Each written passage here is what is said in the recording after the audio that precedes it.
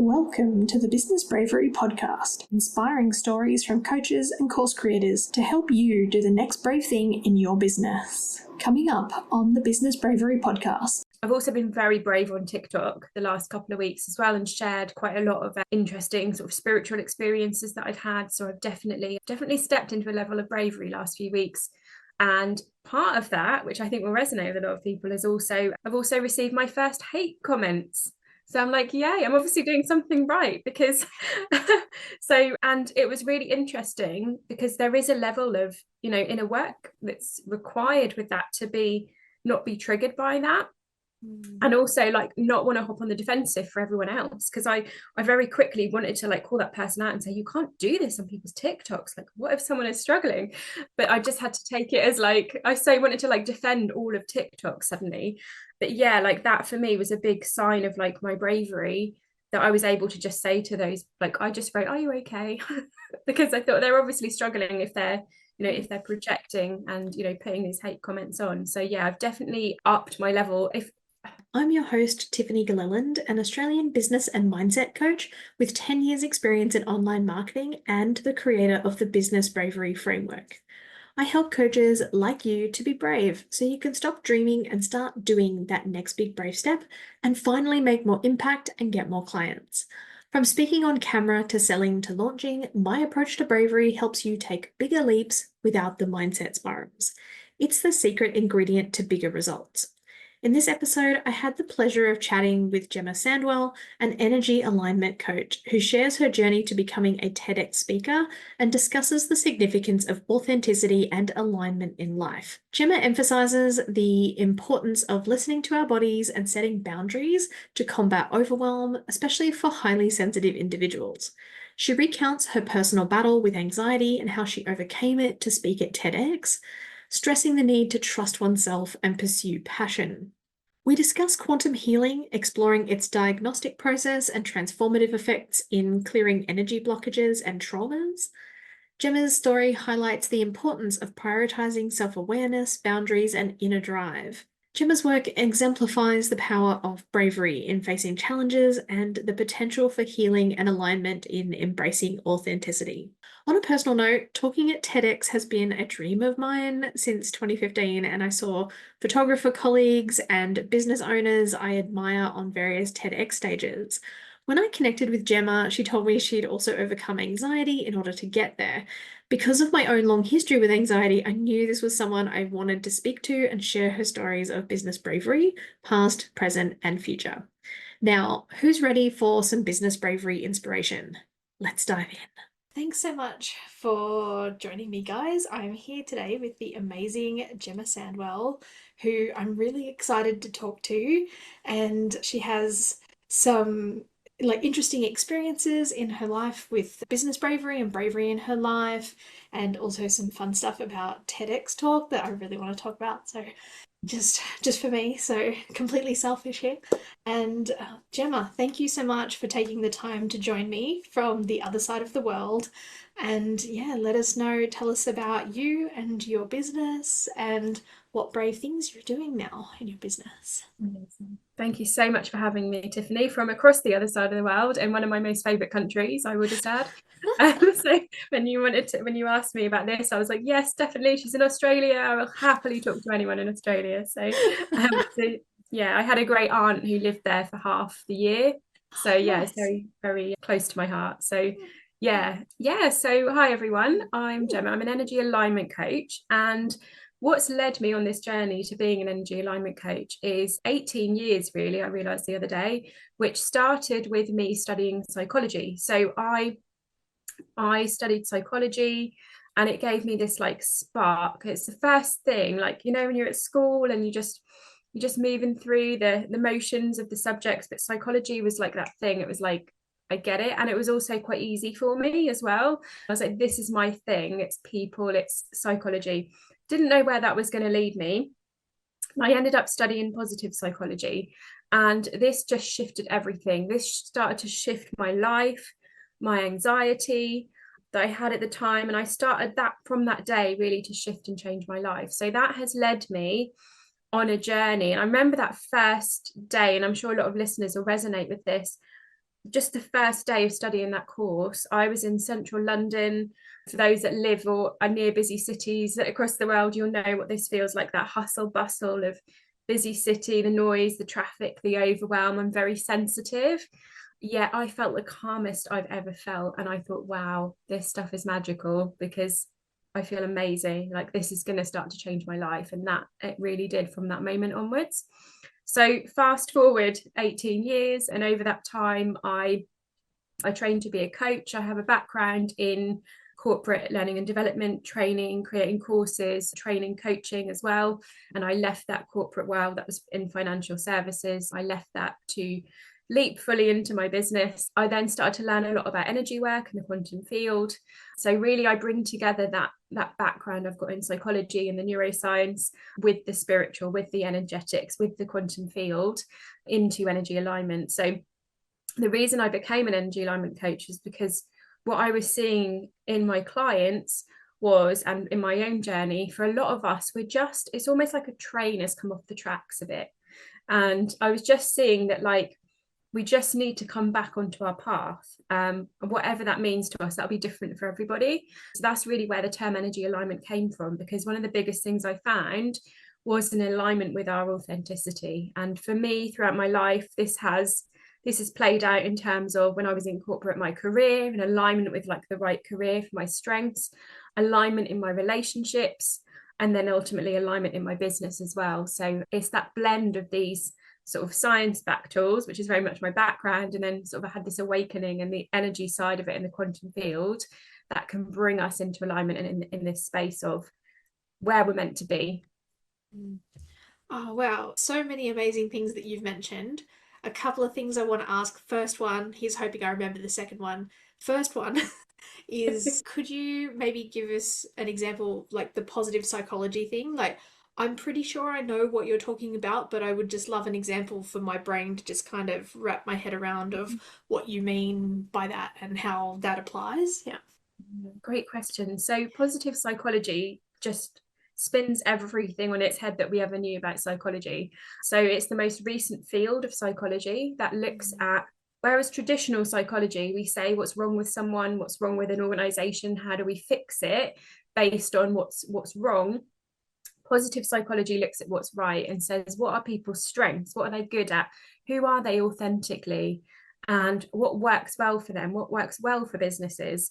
And how do we build on what works? And the science that backs this stuff shows when we do that and we bring that positive emotion in, our brains start to function, well, not even function, flourish, because what we do is the positive emotion that we get through those experiences of being our authentic selves and being in flow starts to fuel our brain, like the parts of the brain responsible for creativity, problem solving, and actually shut down the amygdala, which is the fight or flight center. So we actually can do more in less time. So, if you're looking for a time management technique, positive psychology is always the answer. Being more creative, being more productive, and then a whole host of well-being benefits as well, because we're shutting down, shutting down that fight or flight mode. Mm.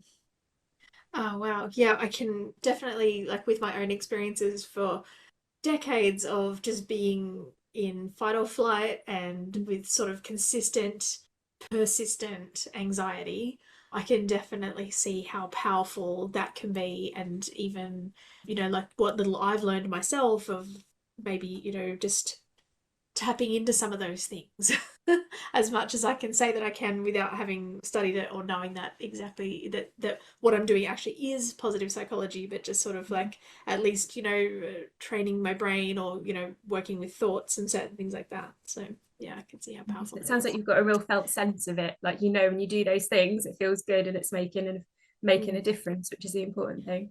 Yeah, yeah, absolutely. I mean, I know for my experience it was just like for decades, like I just any thought I had in my brain, like I just thought like that they were all true. And Mm. when I sort of stumbled across people who suggested that not every thought that comes up is true. And yeah, and I mean just if in the years of therapy beforehand that had have been mentioned, it just be like, oh, and there's suddenly all these possibilities opened up and things like that. So yeah, just so powerful. Yeah, So no, yep. So, the other thing I was going to ask that you mentioned before was about the energy alignment, and I was wondering if you could maybe give an example of like how does one know when things are in alignment from your perspective? I don't know, that maybe sounds like a dumb question, but yeah, like I mean, I know everybody has their own kind of sense of it, of what it means to them, but how, like, I mean, maybe there are times where I could recognize that more. And so, yeah, I guess I was just wondering from your perspective. Mm. It's a great question. So what you touched on there, Tiffany, with the thoughts, Mm. that's quite an interesting one. And that has sort of fed into this journey. So how we can know that we're out of alignment is sometimes that we're not only out of alignment with our path, but we're kind of getting pulled into other people's stuff and thoughts. Mm. So, like you said, that awareness that thoughts aren't yours. On a mindfulness level, it's like thoughts come and go. We can take that deeper into an energy level, which is actually when we're highly sensitive, when we're empathic, we can pick up what other people are thinking and feeling. So, a lot of those thoughts aren't even ours. So they could be passing through, or they could just be, I've been to the supermarket and I'm just going to make up a person. Sharon was doing her shopping next to me. She was really stressed. And I came home feeling really stressed because I'd picked up everything that Sharon was thinking and took those thoughts on as my own. So, a big part of energy alignment is clearing energy that we've picked up and that realization of what's ours and what isn't. And for some of us, like I know for me, I'm right up there on the sensitivity scale. So I'm a highly sensitive person. I've also been diagnosed with autism. I'm not a huge fan of the labels, but to explain how my brain works is really helpful. And I will go into a room of people and straight away start to feel what everyone is feeling. And that is, of course, an amazing gift. But the first step to that is that awareness of like, this is not mine, what I'm feeling. So, what do I need to do to get back to myself? So, that would be like a sign of being out of alignment. And then being in alignment would be that feeling of like, I get this now, this feeling of like, it's like everything is okay. Mm. So, when everything feels not okay, I'm usually out of alignment in some way, or I'm picking up everyone else's like emotions and energy. But when I get that feeling of when I've cleared that and I can come back to myself, and usually, so this is a big test for anyone listening, if you go out into nature by yourself for a day and you find that those thoughts, those perceived mental health issues go away, then you know that that was never yours and that was just stuff that you were picking up. So that's always a good test. So I go on retreat, solo retreat. I very rarely go on retreat with other people. I go on solo retreat and I disconnect from everything. And I start to get that sense of like okayness and alignment come back. So a lot of it is just clearing stuff and moving away and setting boundaries in place. So that has taught me that I have to set boundaries, that I have to say no. And your body will know what is aligned for you. So over time, I've started to, because a lot of us, we're so taught to think logically. But if you can drop into your body, out of your mind and into your body, and feel what that feels like. So when I got asked to speak at TedX, and when I ultimately got that email through to say I'd made it through and I'd got in, my whole body lifted and it was like, woo. So I would invite anyone watching, listening to just think about what situations have you been in where your body was like, it was like a hell yes feeling. It was like a yes, expansive, open versus times you felt constricted. And I think a lot of us like label this constriction as anxiety, or we're told, parents, caregivers say, like, you'll be all right when you get there. And we start to like tell ourselves these things that parents told us. But actually, that constricted feeling is our body saying no. And we need to follow that.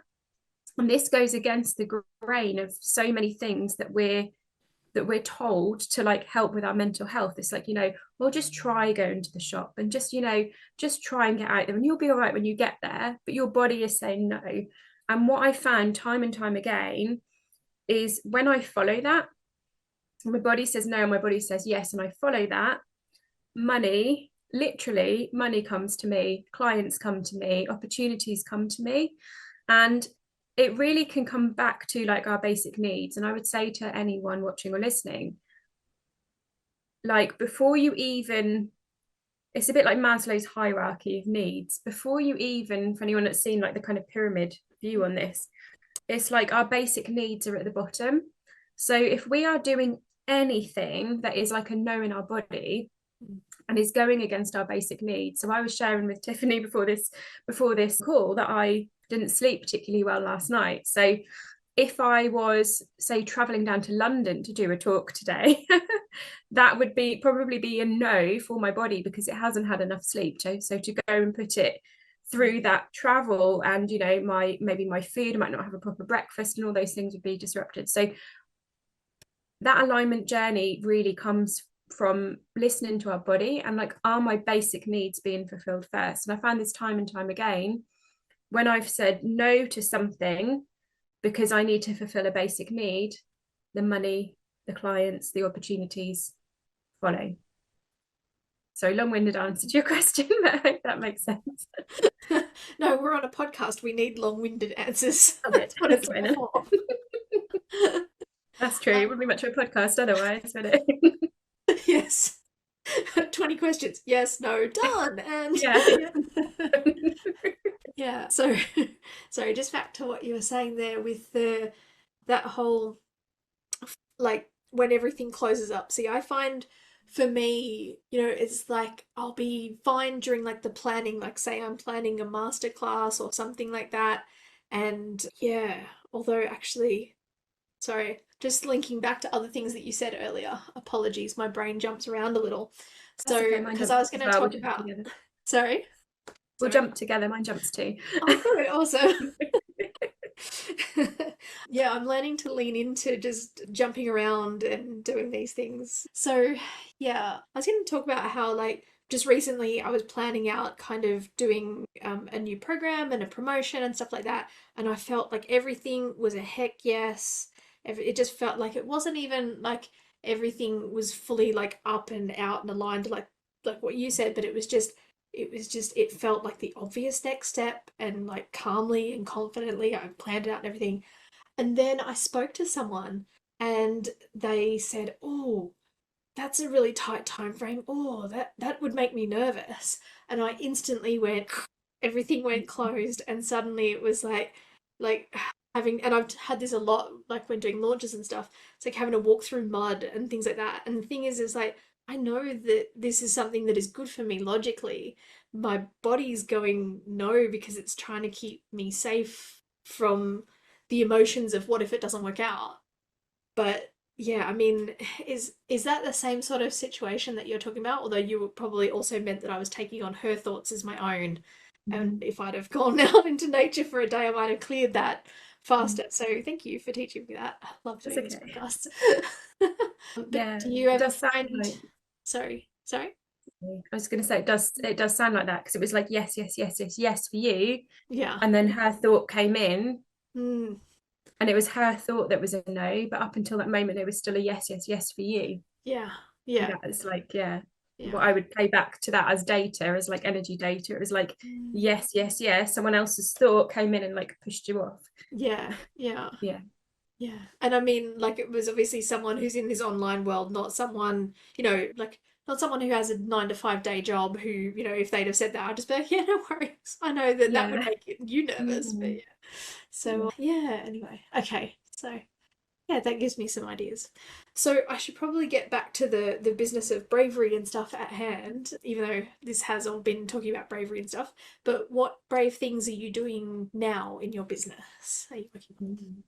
So I spoke on stage for the first time since my TedX a couple of weeks ago. Oh. And so, yeah, I'm definitely getting back out there and speaking on podcasts and doing like guest expert sessions and things like that. So I've also been very brave on TikTok the last couple of weeks as well and shared quite a lot of interesting sort of spiritual experiences that I've had. So I've definitely stepped into a level of bravery last few weeks. And part of that, which I think will resonate with a lot of people, is I've also received my first hate comments. So I'm like, yay, I'm obviously doing something right because and it was really interesting because there is a level of, you know, inner work that's required with that to not be triggered by that. And also like not want to hop on the defensive for everyone else, because I very quickly wanted to like call that person out and say, you can't do this on people's TikToks, like what if someone is struggling? But I just had to take it as like, I so wanted to like defend all of TikTok suddenly. But yeah, like that for me was a big sign of like my bravery, that I was able to just say to those, like I just wrote, are you okay?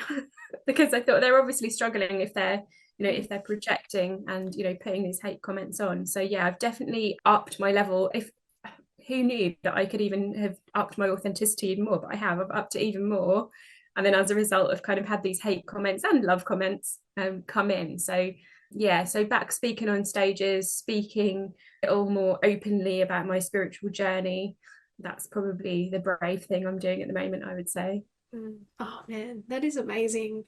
What kind of advice would you have for anyone? Like, how do you like not take it personally, or maybe you do take it personally for a minute, but how do you process that negative comment that you see? Because I know, like for myself, for others, that whole like the idea of having to deal with that negative comment can prevent so many of us from even taking the next step. And I'd love to hear from your perspective, how do you process that? And yeah. Yeah, it's a great question. So another part of energy alignment is shadow work. So we want to really take responsibility for our triggers. So not just the triggers that are happening by that hate comment, but all of our strong emotional reactions and triggers in all of our lives, all of our business, and look at those, take responsibility for each of those as a window to something that's going on within us. So for example, like I'll give an example of someone angry, like some of my hate comments were quite angry. A lot of us, when we are children, we are told, oh, good girls don't have anger, like good girls don't have that tantrum.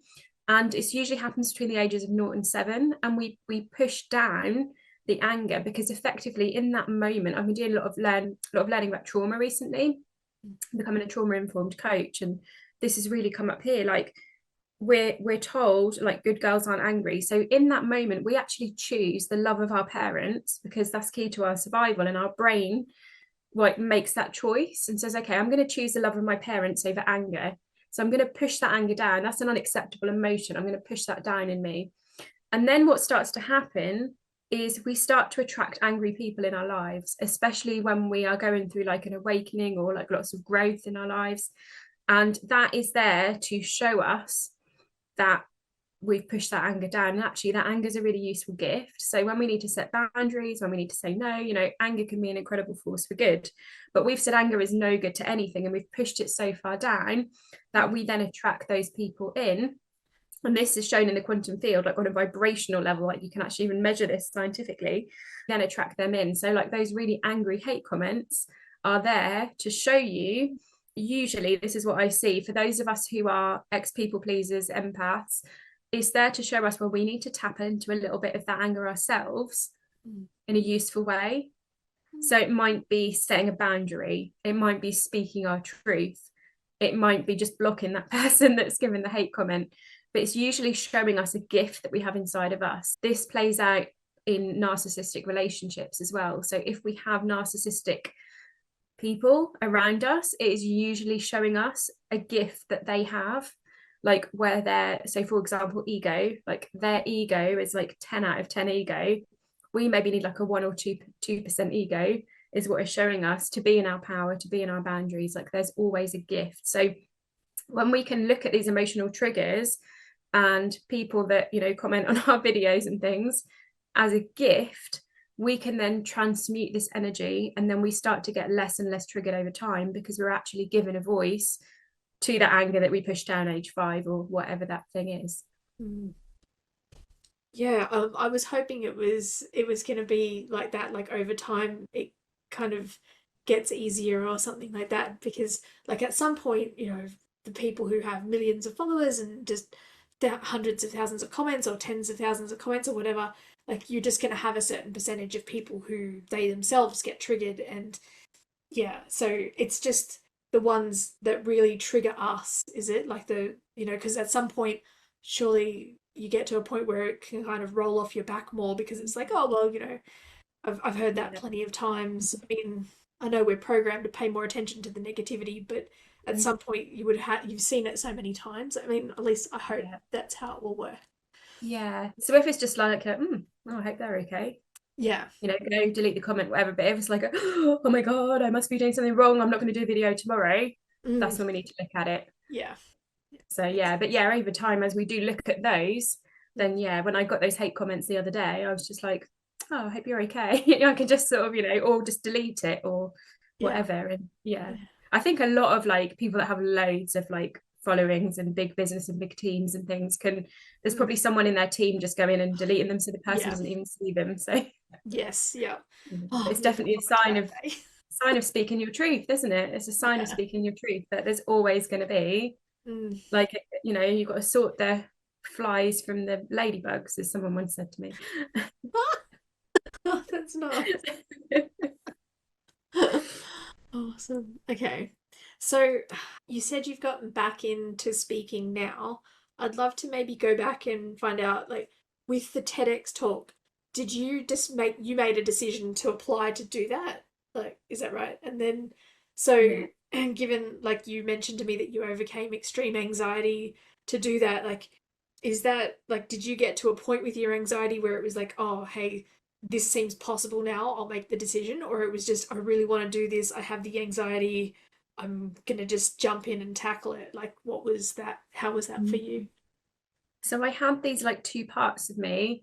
There was this spark inside of me that wanted to be up there speaking my truth and to impact people and help people. So it came from like a growth value of like, this story needs to be shared, people need to hear. Because when I studied positive psychology, I think I was one of the first of 6 people in the UK to study it. So no one knew about it. And I was like trying to tell everyone about it. No one was listening. So it was like, wow, if I go on TEDx, people are going to listen. So that kind of drove me through it. And the anxiety, the year before, the anxiety was really bad. And I'd gone to the doctors and they'd given me anti-anxiety medication. And I had a moment of choice where I had this realization, because they basically just wanted me to block the feelings and just, I was working in London at the time, Mm. block the feelings and just carry on. And it was almost like, yeah, it's okay. Like, we'll just give you this. And then you just carry on and you won't feel it. And then something just happened in my brain. And I thought, no, that's not right. And I ripped my prescription up and I thought, I'm not doing this, Mm. not doing this. And like, I need to heal this myself because I want to do the TEDx. Didn't know it was TEDx at that moment in time, but I want to speak. I want to have the confidence to do this. So instead of blocking it, I looked at what is it telling me, and I started to do an experiment, which was, okay, so if speaking on stage, and then TEDx started to then come in at that moment as well. If that's my thing that's going to use my energy, where do I need to set some boundaries in place?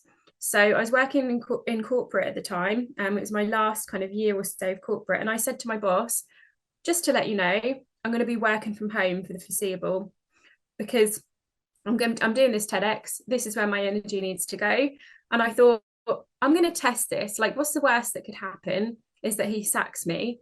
And I want to leave and start my business anyway. So let's just test it. So I said, right, I'm going to work from home. I will come to the office one day, like every couple of weeks. That's what I can do.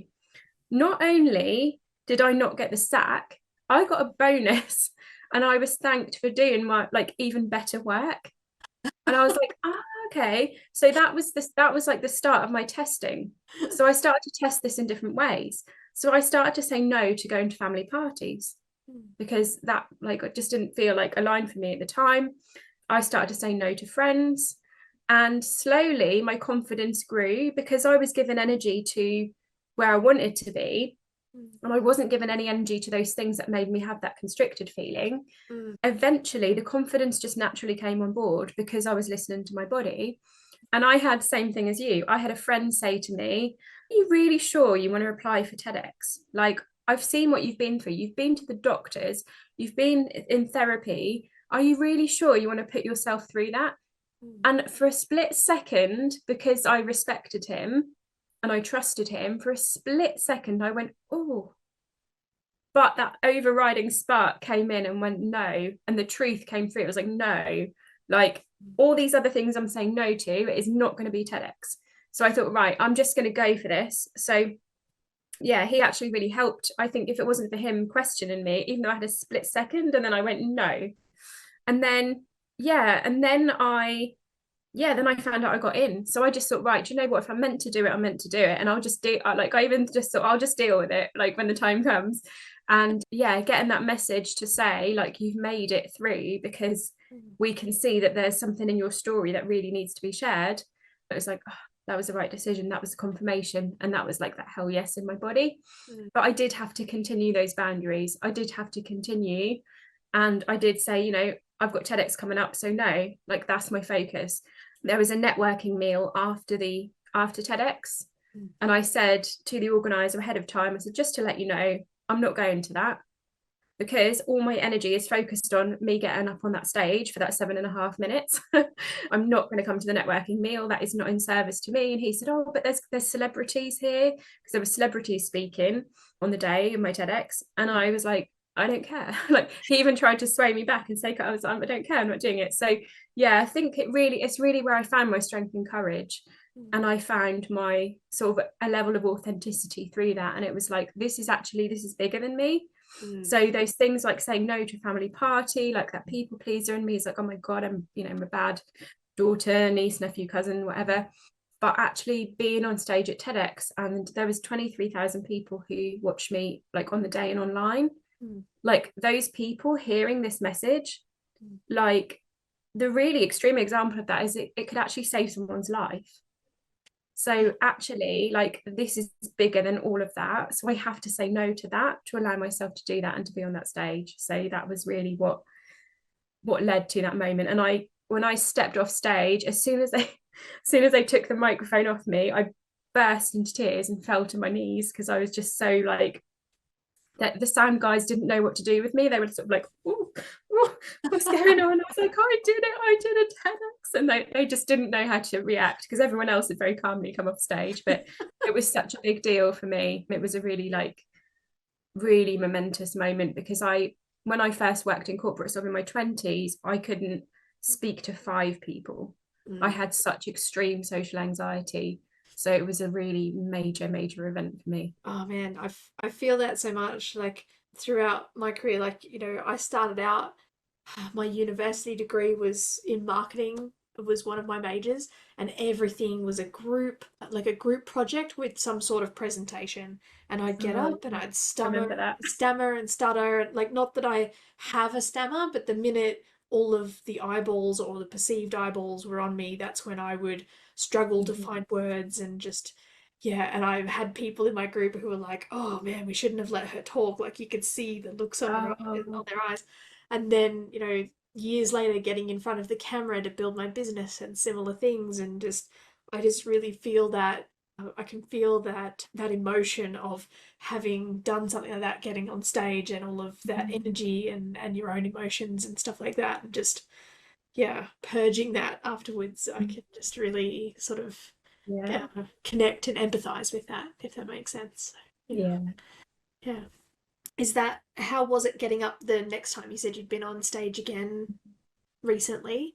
Was it as big of a shift, as big of a deal, as was there an emotional purge after that one as well? Is that, yeah.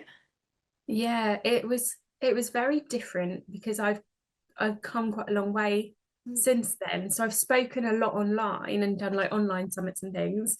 So there was a lot less drama, like, in my head, like, a lot less drama. So the event organizers were like, come, like, because I was on in the afternoon, same as TEDx. I was on at 4 p.m. That's a long time to, like, hold yourself together. And so this time there was a lot less drama, and the event organizers were like, come at 10 a.m. and you can take part in this and this and this. And I went, no, I'll be arriving at 3 p.m. So I arrived at 3 p.m. It was thankfully it was outside. It was a warm summer's day. I took my shoes off and just stood on the grass for a bit, which really helped. And yeah, there was a lot less drama. And it was quite close to where my parents are as well. And they said, oh, you're going to be nearby. Let's meet for lunch beforehand. And I said, no, like, we can meet for dinner after, but no, I need to be, like, on my own beforehand. So yeah, there was a lot less drama. I still felt the nerves obviously naturally come in, but I felt I moved through them quicker. So once I got into like the first, because it kind of, the organization went a bit wrong and there was no one there to introduce me that was meant to be there. So the start got a bit shaky because I was expecting someone to come in and like say, you know, a little bit of my bio I'd given them and like, this is Gemma. And suddenly it was the time I was meant to be on and there was no one there to introduce me because they had like several other stages and things going on. So I just went, right, let's get started. So that was a bit shaky. I think for me, like having a structure sort of helps, having someone there with you at the start.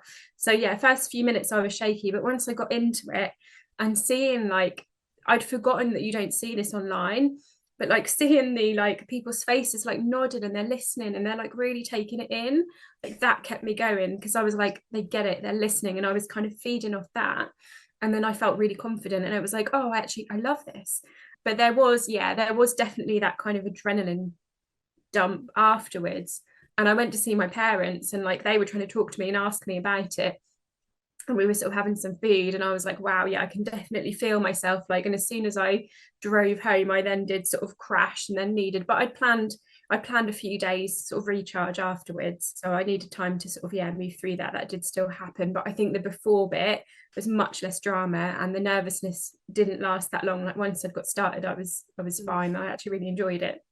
I just wish I could have gone back to myself like age 20 and said, this is what you're going to be doing now and you're actually going to love it. Yeah. That'd be amazing if I could do that. Just, you know, she'd probably be really freaked out, 20-year-old me, but you know, if I just appeared, but Yeah. Same with my younger self. Like for decades I was sure like I was a behind the scenes kind of person, and that's because I wasn't good at speaking and getting up in front of people. But then I kept ending up in teaching roles and ending up even in my IT career where I'd be the one presenting about the project that we were on and things like that. So yeah, that's just life had other plans. yeah, it sounds But like like it. you, my Yeah. 20-year-old self would have been just like, yeah, as What are if. you talking about? Yeah, Yeah. definitely. Oh man. So yeah. So that's just really interesting insights that you have shared. And yeah, so what we kind of talked a bit about the past with the getting on the TEDx talk and all that kind of stuff. What brave things do you have coming up in your business in the next couple of months or things like that? Is it more just speaking on stages, or is there anything else that you are diving into planning? So I have just turned this year, this is going to be ongoing. I've got a course called Quantum Alignment and I've turned it into a certification. So that's quite a brave thing that I've done. So I've extended it and I've turned it into a certification because one of the things I was noticing is there's a lot of people wanting to be coaches and wanting to coach, but without actually having any coaching skills. So what I've done is like really blended the science and the spiritual and taken a big, bold, brave move to turn it into a certification. And so yeah, so that's ongoing now. So there will be cohorts of that running where I will be certifying people to be coaches. And along that, I think it's just the continuation for me of speaking my truth. And getting my spiritual work out there, my quantum healing that I do as well. Like I've had a few moments of like not sharing that because I feel like people aren't ready. They're not quite ready for that level yet. But what's shown me over the last few weeks is that people are ready and they do need to hear it. So I think it's just continuing to share like all of my journey and all of my gifts and just sort of see how that. I mean, I've got a couple of potential events I'm just waiting to hear about landing, and so it'll just be continuing to just test that with my body and go, okay, does that feel right? Is that a yes? Is that a no? Show up, speak my truth on like my platforms, podcasts. Is it a yes? Is it a no? And just keep it on that journey, really. Wow, it's so powerful, the things that you're working on and the things that you've achieved just with that whole, is this a yes? Is this a no? And just being able to trust yourself like that, that's amazing. And yeah, sorry, there's so many things I want to ask, but My cat is trying to get involved as well, so I'll just let him talk as well. nice. So yeah, question with the quantum healing. I was wondering, like, what do you mean by that? What is an example of that? Like, I think I know what you mean, but it would be great if you could give a solid thing for that, just for anyone who's, yeah. Yeah, great question. So where I got to in my journey, as I shared with the energy alignment, a lot of stuff that we're feeling isn't ours. So part of our alignment journey is to actually clearing that out. So as I shared about my example in the supermarket with Sharon, we do need to clear. And what I found by working with a variety of different coaches and mentors and things, I found this technique of quantum healing and found it was the only thing that really like permanently cleared my energy, and not only cleared that but cleared like blockages that were coming up that had been there a while, energy that had attached to me. And I started to feel so different after having these sessions. And my partner said to me, you feel like a light fluffy cloud. It's like, wow, you feel amazing. And then so I thought, right, this stuff really works. So I did the training, and I started to test it out with a few sort of clients, friends and family, and everyone was like, wow, like this stuff really works. And so how it works is I use a pendulum and I have some charts, and literally everything that you can think of is in those charts. So every like health conditions, parts of your body, parts of your energy, everything is on there. And how this works is that certain things have to be named to be cleared. So sometimes we can just say, right, I'm just going to clear the energy from the supermarket, and I'm just going to, go into a meditation. So I've got a free energy clearing meditation, and this is what that does. So like just set the intention, cut some cords, clear your energy. But there are some things that we need to know specifically what they are, so we can ask them to leave. So what this does, and the kit does that I use, is it diagnoses exactly what is in your energy. Not only what is in your energy, like what part of your body it's in, what part of your energy it's in, and what caused it as well. So I have a whole list of causes. And then what we can do is we can go through and say, like, this thing in here that's caused by this. I then say some clearing statements, and I use my healing kit, and we remove that from the energy and fill that with good energy again. So yeah, so that's what we do. So it's kind of a diagnostic process of what's going on for this person, like specifically where, what, and like what has caused it. And then we clear that off the person. So it's just been really transformative, both for me and for my clients as well. So yeah, I just love it. It's just like I've never found anything like it. And I've sort of added my own version to it now. So I now call it quantum alchemy, because I actually sort of channel more information on what's going on for the client, and like why it's come up, and some things that they can do like in the human side of things to like prevent it happening, like set some boundaries, that sort of thing as well. Yeah. Wow. Oh man, I absolutely needed to hear this today. So I'm glad that you told me about this. I'm glad I asked that question. Does that include, and like, apologies if this is a dumb question because I'm new to energy stuff, but does that include like things that like you might have picked up from childhood that you don't even know that you're carrying in terms of energy, or is it more just sort of stuff that you've picked up in your day-to-day type thing? No, it's Yeah. everything. So it's past life, if you believe in that, childhood and current. So I might have picked up some energy from poor Sharon, whoever she is, Sharon in the supermarket. I might have picked something up when I was born, or, age 5. And then there might be some like past life stuff and some like soul contracts or karmic stuff, if you believe in past lives. So yeah, it clears all of it. It defines like everything. Like, is there anything past life, childhood, something you picked up from Sharon, poor Sharon, yesterday? Sorry if there's any Sharons listening, no offense. Yeah, it's everything. It will diagnose like exactly what, where, who, and then we can clear it off. Yeah, just because, like, I mean, that's some of the stuff that I'm kind of leaning into, working on more, understanding more, is just some of that stuff. Like you mentioned earlier, that you've been doing some stuff on trauma and trauma-informed stuff, and that's definitely something that I want to learn more about too. Just obviously tapping into bravery, like can tap into some of that stuff, and yeah. And even Yeah, for there is. myself, it's just there's stuff that was formed that I don't even realize is there until I've worked on it with a coach, and they're like, oh, so, when did this come up for you in childhood? And it's like, oh, all of a sudden, memories I haven't thought of in decades are like, oh, here we are, knock, knock, tap, tap, let's sort this Yeah. out. So, yeah. Yeah, so there is a direct link here Mm, between, which I found in my experience and research. So the example that I gave about the anger, so age mm, 5, you push down the anger, that creates a wound in your energy field.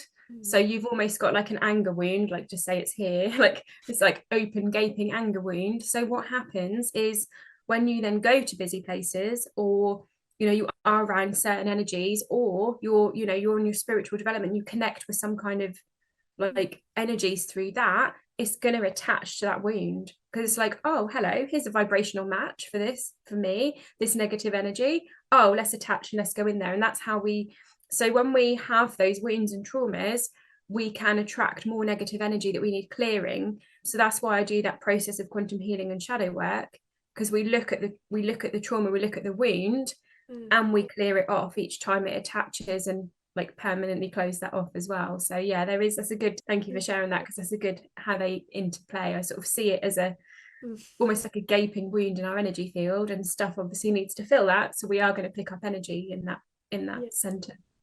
Yeah, definitely. And I can definitely, for myself, picture situations of mine that have definitely brought up stuff from childhood and things like that. And yeah, for me, not as much of an anger wound, but definitely an anxiety wound, in as much as like I attracted a lot of other people who themselves had anxiety. Mm-hmm. And yeah, Yeah. so yeah. Mm.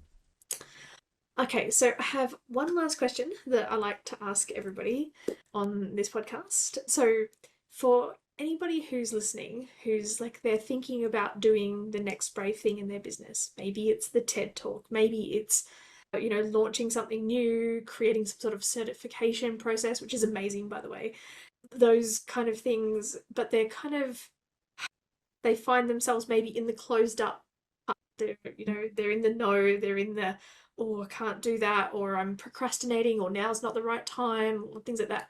What, from your perspective, what advice would you give to that person who's maybe putting off like that next big leap in their business? Mm. So I would recommend like zoom out and look at the bigger picture, look at like who you authentically are, your values, and ask yourself, is this thing I'm doing, like, is this thing I'm putting off, is it actually like a hell yes in my body that's going to lead me towards my future vision? Or am I feeling that constricted feeling because actually it's a no, and it's my invitation to do something else? Mm. So I would say, and I know a lot of answers probably would be, oh, you just push through that feeling, but that might genuinely be your body saying, no, this isn't right. Mm. So just ask yourself that question. Like sometimes asking the question is enough. Like, what is this feeling telling me? Is it telling me that I'm too like narrow focused on, I don't feel like doing this today, and I need to zoom out and go, okay, is this thing going to take me to my bigger picture? Yes. Okay, how do I transform this experience into how I can help others by sharing my story or something like that? Mm. Or is it telling me that this is a no? And in which case, what is then that yes step for me? What's that brave step that is a hell yes, is Mm. what I would say. Yeah. Oh, and amazing insights. Uh, Thank you so much for all of your time today. This has been amazing. So Thank many you for having things that, me. yeah, absolutely. And so many things in my mind that I'm going to be thinking about now, especially that yes and the no feeling, and trusting yourself was one of my biggest takeaways from this. So thank you so much. And Amazing. yeah, just there will of course be links to all of your stuff in the show notes, and hopefully your TEDx talk if it's still online. Yeah. And but for anybody who is like me, who just wants to go and quickly look up something, how do people get in touch with you? Where is the best place to find you and connect and follow? So you can find me at gemmasandwell.com, Mhm. and I am on Facebook, Instagram, and TikTok. So I am Gemma Sandwell on Instagram, just Gemma Sandwell on Facebook, and I think I am Gemma Sandwell on TikTok as well. I think I'm the only Gemma Sandwell on TikTok, so I think you'll find me. Awesome. Thank you so much for all of your time today. This has been amazing, eye-opening for me, and I'm sure for many people listening. So thank you so much. Yeah, thank you so much for having me. I've really enjoyed it. Yeah, awesome. Thank you. Thanks for listening to the Business Bravery podcast. Has this episode inspired you to do something brave? Even if it's only send a difficult email, please share it with me on Instagram or other social media channels. Feel free to tag me at Tiffany G Studios. That's TIFFANY. G for golf, STUDIOS, no spaces, no underscores, etc. Or you can use the hashtag Business Bravery Podcast so that I can cheer you on, and together we can inspire other coaches and course creators to do brave things in their business and life. Now, I'm Tiffany, and I'll leave you with this one last thing. What's one brave thing you're going to do today? It doesn't have to be big. Even the smallest steps can create the most massive results. So again, feel free to share it with me either publicly or privately so that I can cheer you on. That's it from me. Until next time, bye for now.